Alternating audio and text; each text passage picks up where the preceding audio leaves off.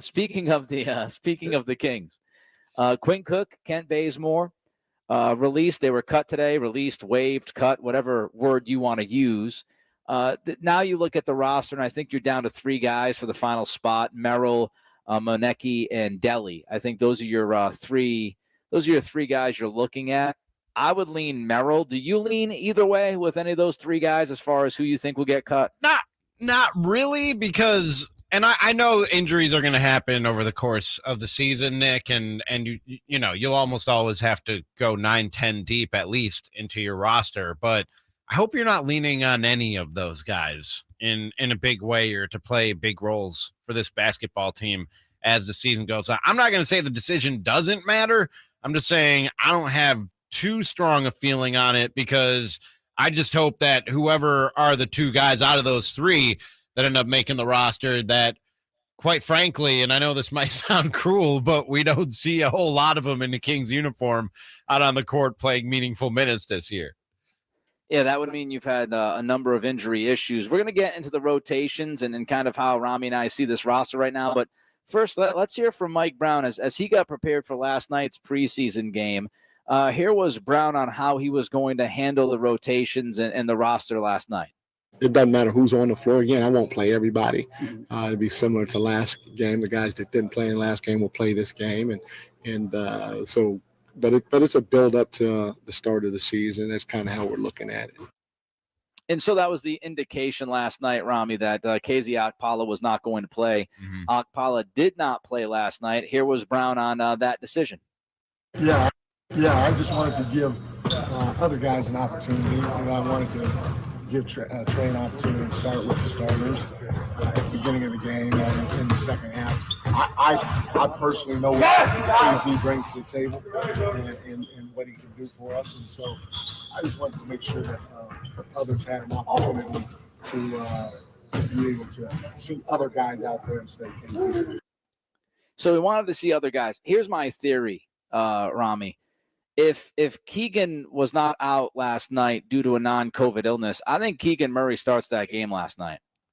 Yeah, I could definitely see that being the case, Nick, because neither of us believed we both believed this was a charade, that Keegan Murray was not in the starting lineup, and that it was just Mike Brown telling the kid he needed to earn it. Keegan Murray was doing everything he needed to do to earn it, I think with or without Mike Brown sending that message. But on the timeline of when you could say, okay, kid, here, you earned it, here's your starting spot, I think it probably is last night's game, because we know how a lot of NBA teams treat the last preseason game of the year, which is not a lot of starters, and if there are starters, not a lot of minutes for those guys. So I don't think you'd save it for the 4th game.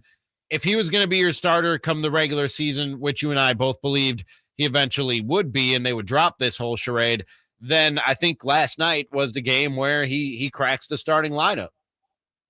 I thought you were trying to be fancy on me with the charade. Charade. You're putting on a charade. Okay, so let's look at the rotation here, right?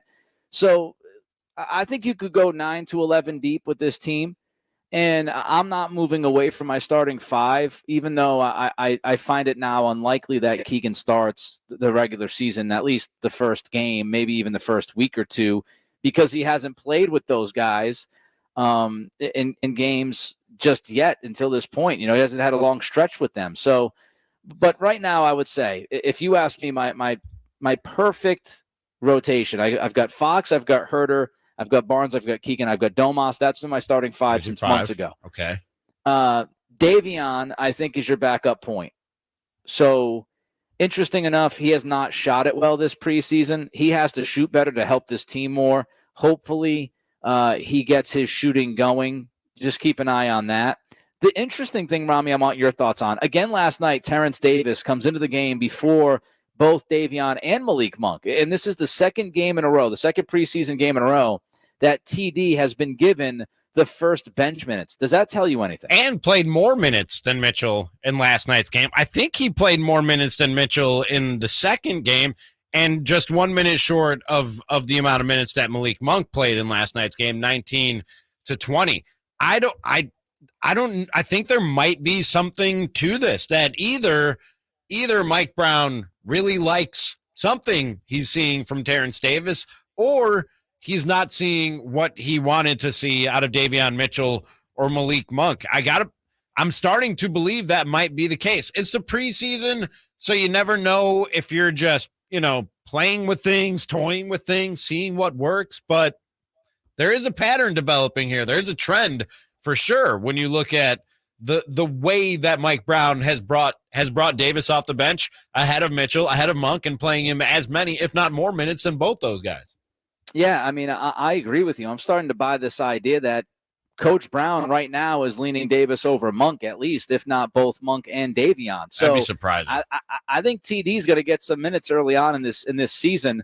Then you wonder, is Monk going to play on the ball? Is he going to play off the ball? We've seen both.